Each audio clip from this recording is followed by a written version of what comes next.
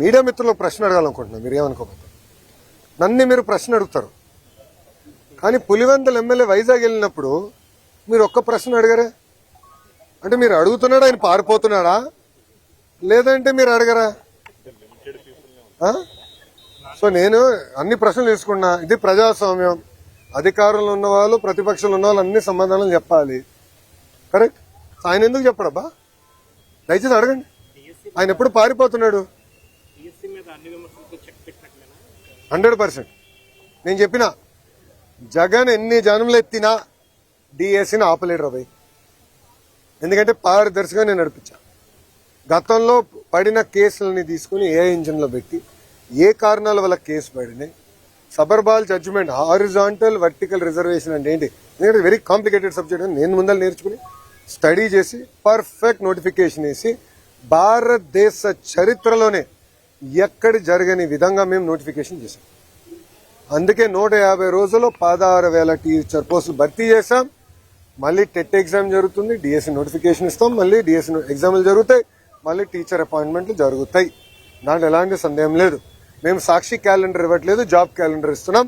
10,000 ఉద్యోగాలతో job calendar ఇస్తున్నాం. దయచేసి నిరుద్యోగ యువకులు చెప్తున్నా, there is something called vertical horizontal reservation. First time horizontal reservation అమలు చేశాం. అది తెలుసుకోవాల్సిన బాధ్యత మీ పైన, నా పైన ఉంది. ఇది హారిజాంటల్ రిజర్వేషన్ పాటించకపోతే సబర్వాల్ జడ్జిమెంట్ అనేది ఉంది. ఆ జడ్జిమెంట్ అడ్డంగా పెట్టుకుని ఈ వైకాపా పార్టీ మళ్ళీ కోర్టులో వేసి స్టే తీసుకొస్తారు. ఈ వైకాపా పార్టీకి చెందిన నాయకులే 240 కేసులు వేశారు స్వామి. 240 కేసులు వేశారు. దాంట్లో 43 కేసులు ఇప్పటికీ కోర్టు డిస్మిస్ చేసింది, మిగతా అంతా హియరింగ్ చేసింది. నేను పారదర్శకంగా నడిపించాం, మా డిపార్ట్మెంట్ పారదర్శకంగా నడిపించింది. నాకు ఎలాంటి సందేహం లేదు. ఫుల్ ప్రూఫ్గా చేశాం. అండ్ వాస్తవంగా మీరు చూస్తే 5 సంవత్సరాలు జగన్ అధికారంలో ఉన్నప్పుడు ఒక డిఎస్సీ చేయాల, గ్రూప్ 1 నోటిఫికేషన్ ఇవ్వాల, గ్రూప్ 2 నోటిఫికేషన్ ఇవ్వాల, జాబులు భర్తీ చేయలేదు. ఒక ప్రభుత్వ ఉద్యోగం కూడా భర్తీ చేయలేదు. ఆయన పెద్ద పెద్ద మాటలు చెప్తారు. అసలు ఆయనకేం అర్థం అవుతుంది స్వామి?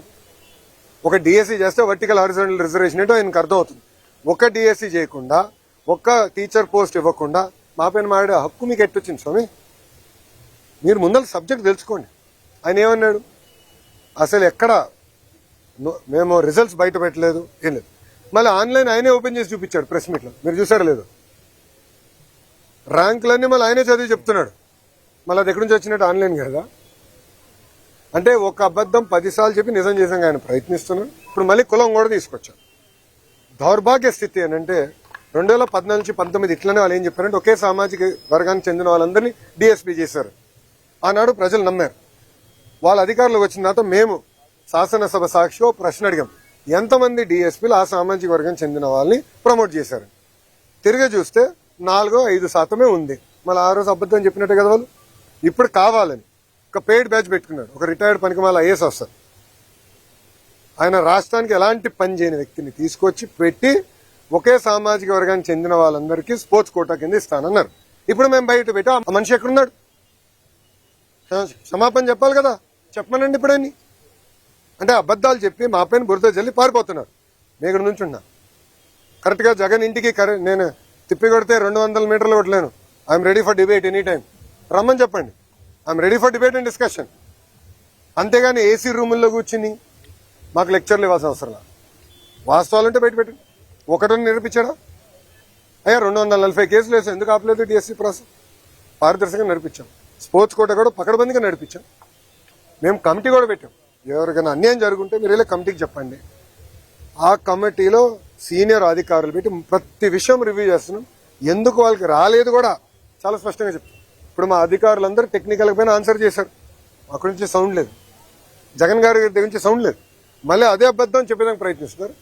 మేము ఇచ్చిన సమాధానానికి దానికి రెస్పాన్స్ మీరు ఇవ్వాలని నేను డిమాండ్ చేస్తాను. థ్యాంక్ యూ మా.